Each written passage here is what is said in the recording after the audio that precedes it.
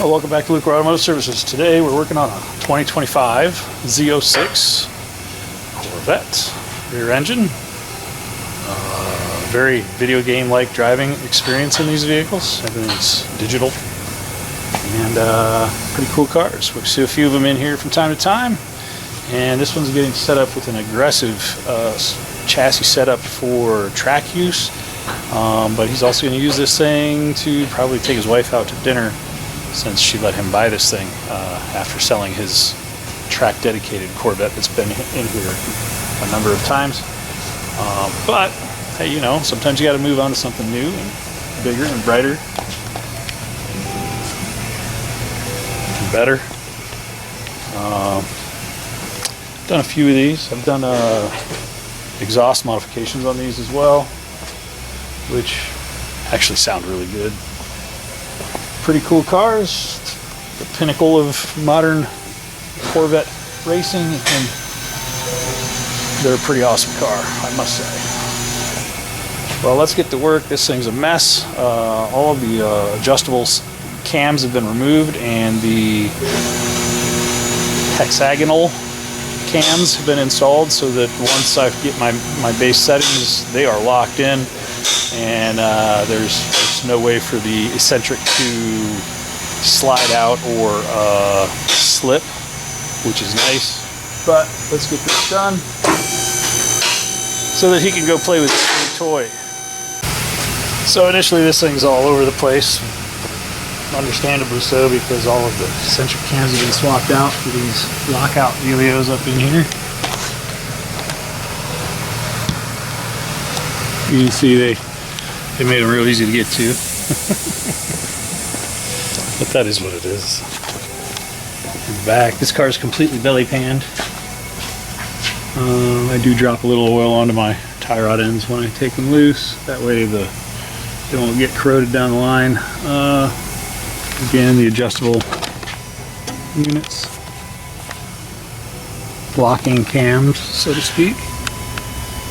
So we're going to adjust these guys the same, because if you have one that's straight and straight and then you have one that's straight and offset, you'll have an abnormal caster from side to side. So you want your adjustments to be equal from side to side. If your front's a different setting than the rear, then the front on this side needs to be at the same different position in the rear, because otherwise you have caster problems in the rear. Rear steer from caster on acceleration is not good. Needless to say, I'm going to set toe and recomp it. I'm going to go ahead and kick some of my cambers out a little bit more. My caster's close to 8, so we'll dial that in after we get our cambers a little bit closer to our desired specifications. So I took my lower plastics off the lower control arms to get better access to my lower control arm bolts in the front. I decided to change both lower cams out one click to increase my negative camber. It would take my camber farther negative. This thing's going to be 3 degrees negative camber per the customer's request. This car will probably cord a set of tires within 10,000 miles. There's a very aggressive track alignment, so the tires are going to go bye-bye really quick.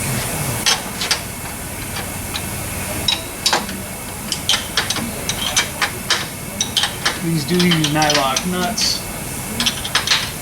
I'm not going to get crazy on cranking them down until the end, and I'll lock them down pretty tight at the end. But I pushed both points out, which should only affect my camber. When you move the front one out, it will reduce caster. Moving it out will take camber farther negative and reduce camber if you only adjust the front one. If you only adjust the rear one, you'll see more caster adjustment, less camber adjustment. But if you move them both together, it only affects camber without changing the caster. My caster read pretty close, but I need to recomp it because my toe was way out of whack on this when I started, so I don't trust the initial readings I have. But I did decide my cambers were not all that close to where I want to be, so I figured I'd go ahead and move those a little bit. So now I'll drop it down, set my base toe, and then I'll just start over, recomp it, and start from the beginning. It takes a few times to get it right,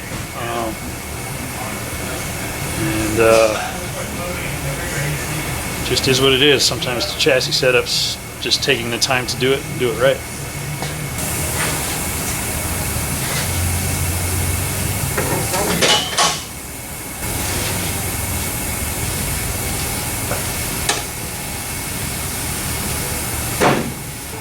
Corvette 2024-2025 Z06 and performance package, track setup, competitive driving, increased tire wear. Yes, it even says it on a liner. It's going to have increased tire wear.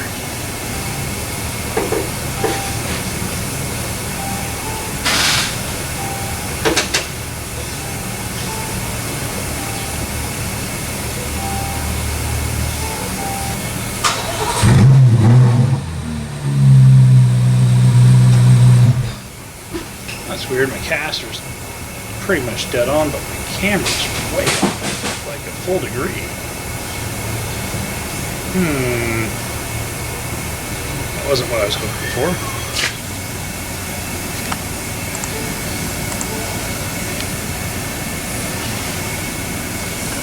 We're looking for 2.2, which with these lockouts, the 2 is going to have to do. I'm going to bring this one back a click and see if that puts me back in alignment, because if I'm dead even side to side, I think we'll be good to go. The rest of it's looking pretty good, so let's see if we can make that happen real quick.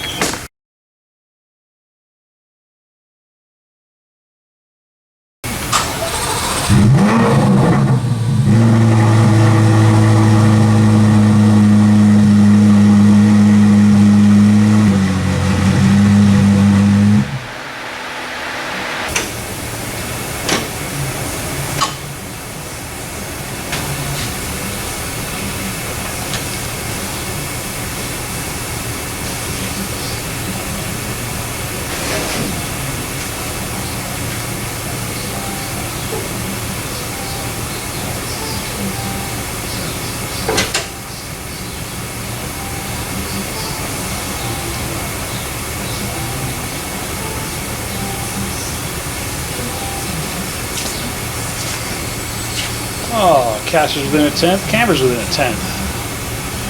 It's not as aggressive as he wants it to be, but if I go to the next notch, it's almost a full degree higher. So I'll see if he's okay with these readings. I set my toe. What's he want in the front toe? 0, 0. 0 toe in the front. This thing is going to be ready to turn before you're even putting an input in. I'll keep playing with it. I'll pull the front wheels off and change the upper control arm shims to get the finite adjustment. But I've got you clocked in here at I've got you on 1's front and rear. And then I've got you at 2's front and rear here, and we're square. So now we'll do the finite adjustment on the uppers to get that last 3/10. On both sides. So if I figure it out on one side, I should be able to duplicate it on the other. And 3.2 would be fine too. Like, I don't want to go much more than that. But like close enough is good. Did you get the rear dialed in? Yeah, the rear's looking pretty good. It's and I'll have to do the same in the back. The back's at 1919, and you were looking for like 22. Yeah. So I'll have to do the same on the uppers in the back as well. And what if you do the back at? If you do another click, it probably takes it to. It takes out a ton. Yeah, it's like a degree of click. It's like a degree per spot. Yeah. So it's a considerable change. So yeah, I'm thinking like another, call it 3 to 4 tenths in the front, and then another 3 to 4 tenths in the rear. And I'll take that out of the uppers evenly, front and back. That way we don't modify caster in the front or back.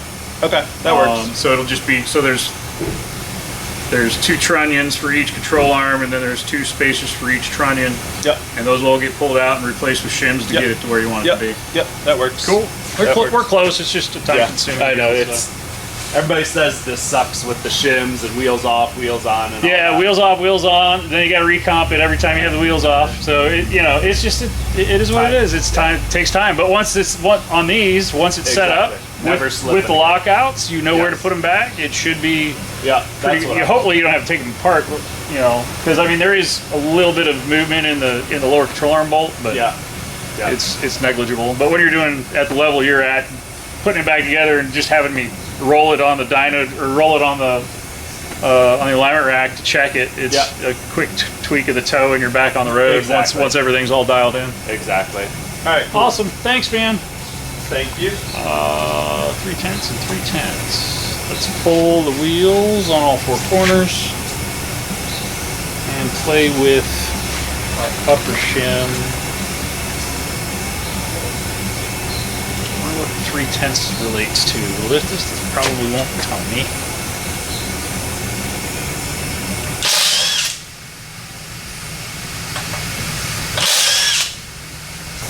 BC forged wheels with titanium lug nuts.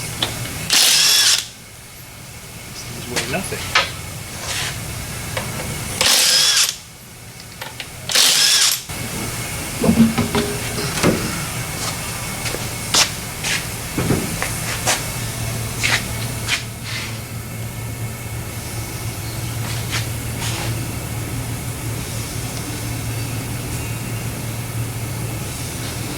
So there's definitely no lack of stopping power here. We got our parking brakes in the back, which those are electric.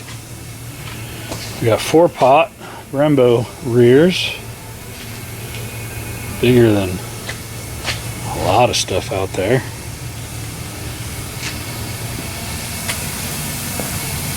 Six-pot fronts. That's just impressive.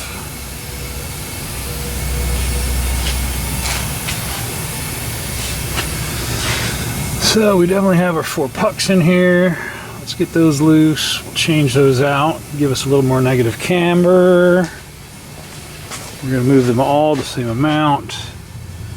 These have the 4 pucks as well. How do I access that bolt? So I got to take the rear inner liner out and whatever this aluminum housing is off to get to that one. That's kind of frustrating. But that's what you want, that's what you get. Looks like some Torx bolts and some push pins. Might be able to fold it out of the way, I don't know. Let's find out.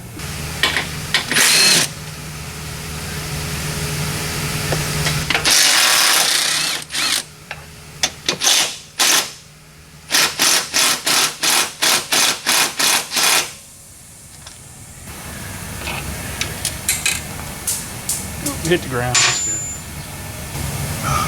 Those are bare. So these have the NASCAR starters, but you can still cross thread these if you really want to. So I always start these back in by hand.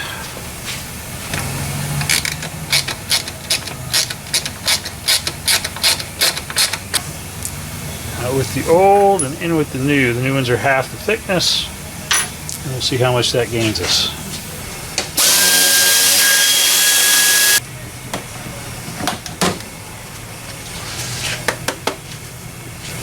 Here's my hidden bolt.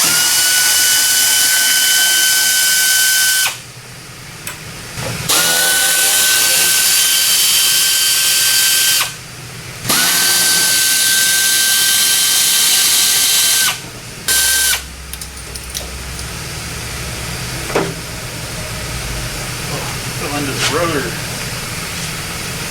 magnet. Right back. Just remember what that's for. Remind me to get that.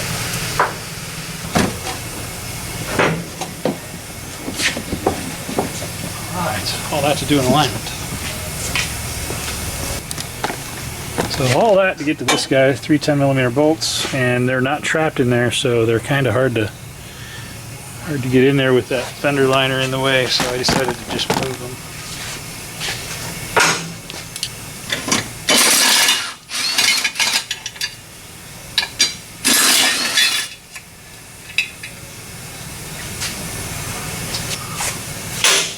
that's out of the way, we're going to reduce our shims in the rear by 1/8 inch. And hopefully that'll be exactly what we need. But either way, we got to take the wheels back up, put the wheel liners back in. So,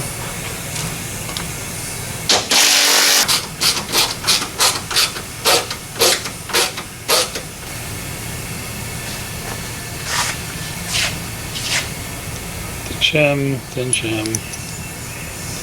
It's about half the space.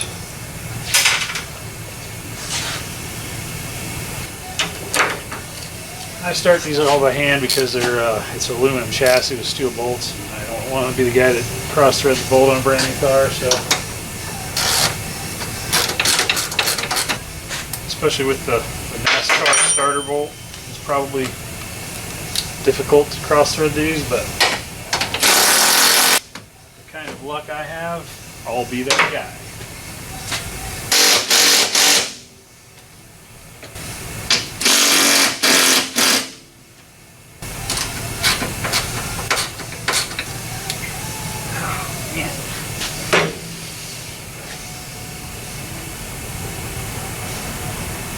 I really did a number on my hand with it.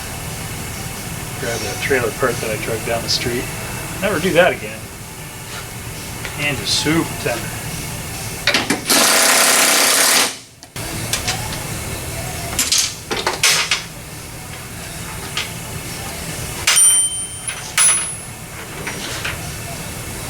Bada thing is, you know what the best part of my day is going to be? Test driving this car. These things are fantastic in their own way. I prefer, you know, 70s muscle, 60s and 70s muscle is my preference, but I still like driving them. Let's put the wheels back on it, recomp it, and start the alignment again. You know, it's always something. Now the battery's dead. And this being a completely electric car, you can't turn the car off because it goes into park automatically, and you can't leave it in neutral. So you leave the key on and you put it in neutral, and then you exit the car, and it goes into power save mode. But now it's completely dead, so I can't get into it. Luckily I left the window down, so I guess I get to figure out how to jump start a 2025 Corvette. One of the many reasons I despise electric door latches and automatic shift into park systems.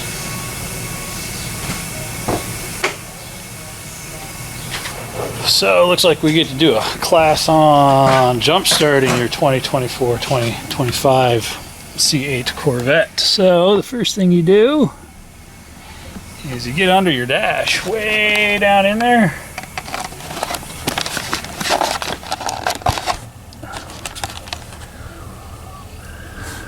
And there's a little hook right there.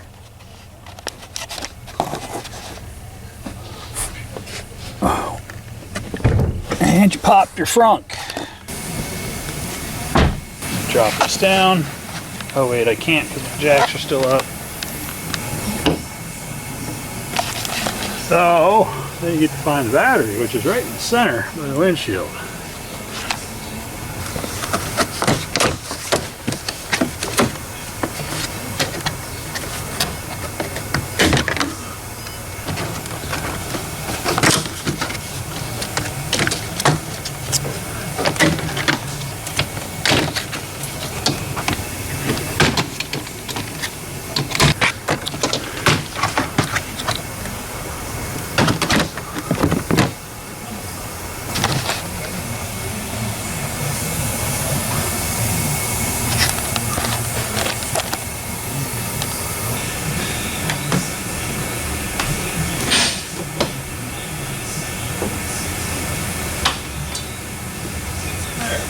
That'll probably work better. 5 volts ain't gonna cut it. 12 volts will make it happen.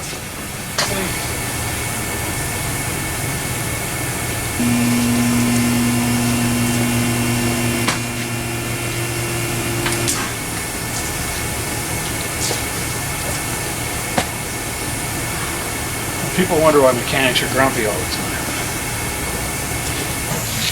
Well, necessity is oftentimes the reason we learn new things.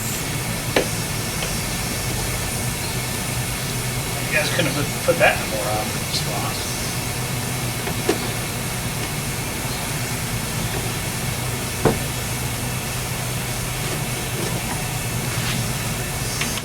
So there's a manual access for the door, which makes sense. You have to use the key that's built into the fob.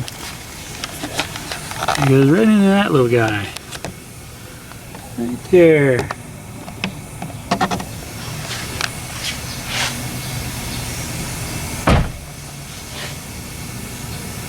Learning all sorts of new stuff today. This vehicle cannot be put into neutral without the engine running. So maybe I do alignments with the engine idling the whole time in the future. I don't know. I'm probably going to have to modify my procedure to do my comp and then shut the car off. I just put it in park where I'm at. I'm used to just having it neutral so I can roll it forward and back and forward and back. A lot of the Chryslers have a parking pawl release. You do have access to the park pawl cable inside, which you could probably disable, and I'll look into that at some point, but I can't get into there until later. Is there a key there?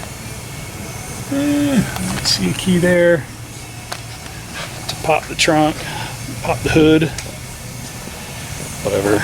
I'm just not a fan of electrifying everything on the car. I think it's silly. What happens to this car if you go into a pond?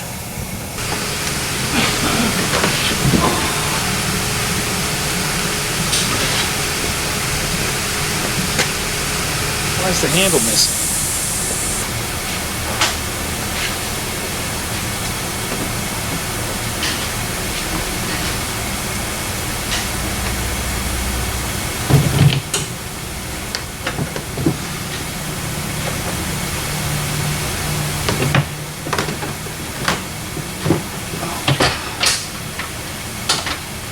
This was a good idea. People already complain that the cost of service is too expensive. What's this thing gonna look like?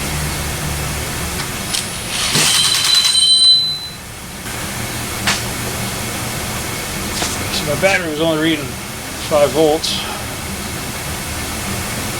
Let's see what it reads now with a fresh battery in.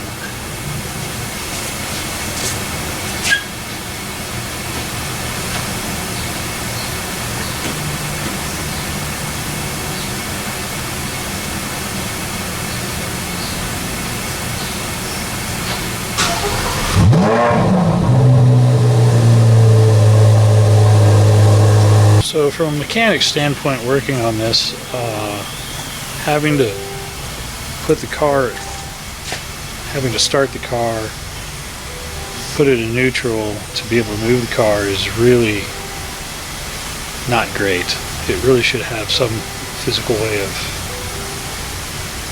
disconnecting the transmission so that I can roll the car back and forth a number of times while I'm trying to set the car up. Maybe there is that out there. I haven't found it. I did some web searches. Didn't find that, but I switched the battery out because the brand new battery that's in this car reads 5 volts now, and I had it on a charger for over an hour. So I decided to drop a battery in it because I had an interstate on the rack that is for this car. So I stuck it in there, and we're going to use that to hopefully finish this alignment. I had to postpone everything I was doing for a couple hours while I tried to figure out a solution to this that wasn't something that should have been a problem that I needed to address. But, you know, when you're setting up custom stuff, it takes custom solutions. So it is what it is. It's frustrating. It's probably why I'm grumpy all the time, because I deal with this stuff all the time. I have to deal with stuff I shouldn't have to deal with. So, and then everything is way more complicated than it needs to be because you know, modern engineering means we have to put all these trinkets on these cars. It's a car. It gets you to and from work. You go out, you pound on it and have fun at the racetracks or the burnout competition or whatever, and then you take it home and then you go to work the next day. Like, it doesn't need to be this complex, guys. Just give me a car with crank up windows. If the car stops working and I'm in it, I can get out of it. I just crank the window down. Sorry, rant over.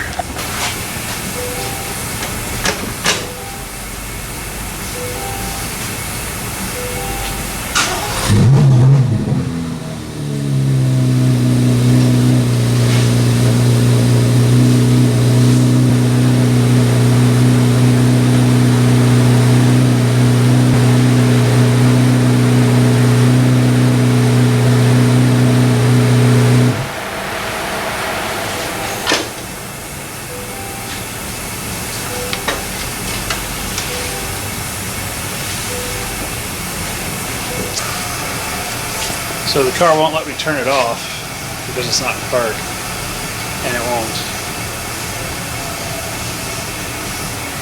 it won't let me be in neutral with the car off. So the only way to do this job is to hook up a battery charger or leave it running the entire time while I'm doing all this, and that's really not an option. Luckily, it looks like we're right on the mark, which is a relief. Let me ungrumpy myself and get back into my normal mentality of let's just get this finished with. The 1/8 inch took us roughly 3/10, which is right where we want it. You can see how far that adjustment changed the toe, but the important part is that we're almost exactly on our 3.1. And this one's really close to the 3.1 because we're reading 0 as an offset. So let me set my toe.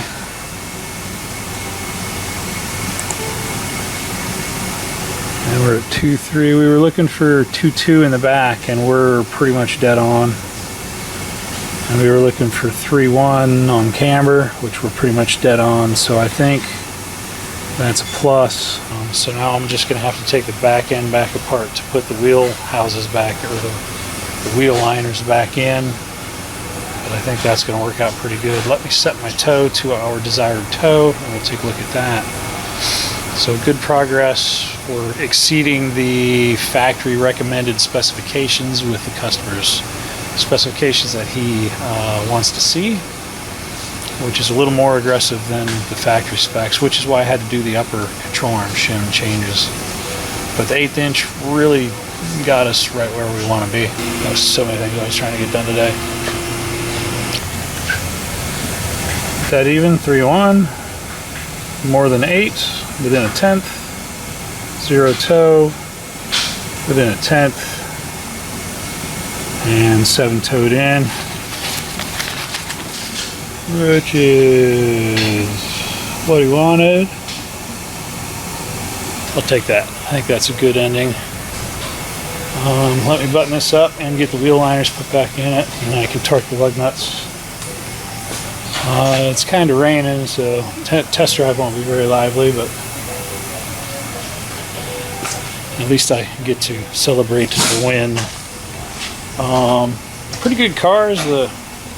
As a mechanic, I'm not a super big fan of all the electronics on them, but I like analog cars. I like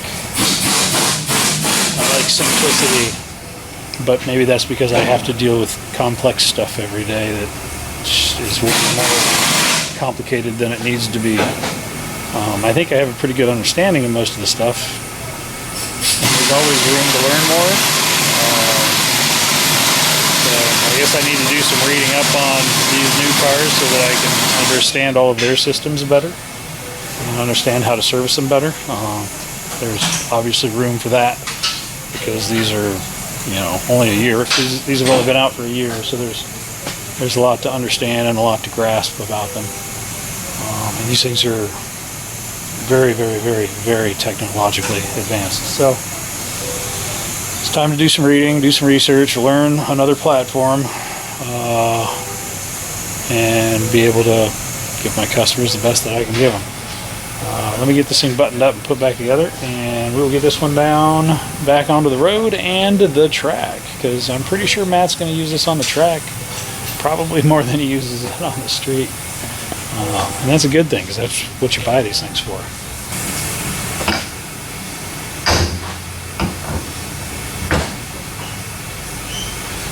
We won't turn the headlights off unless the hood's closed. No.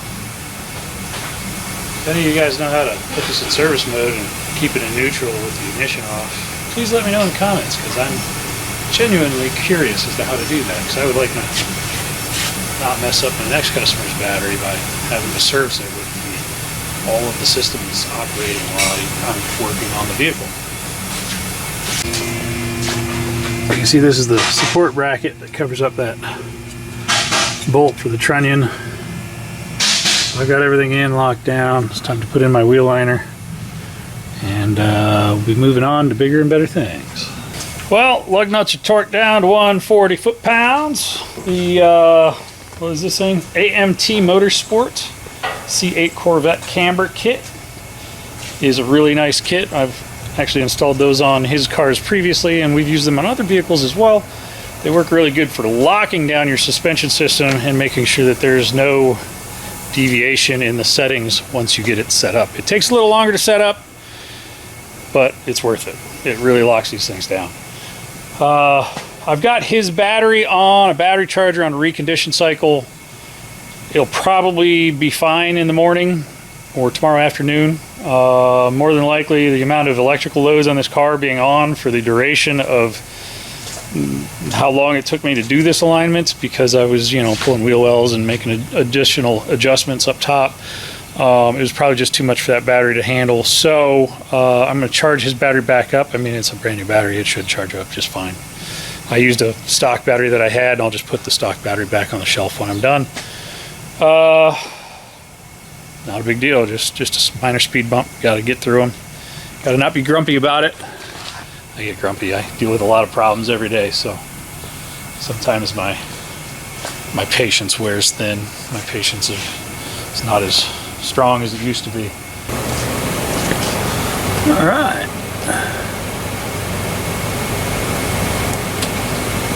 Looks good.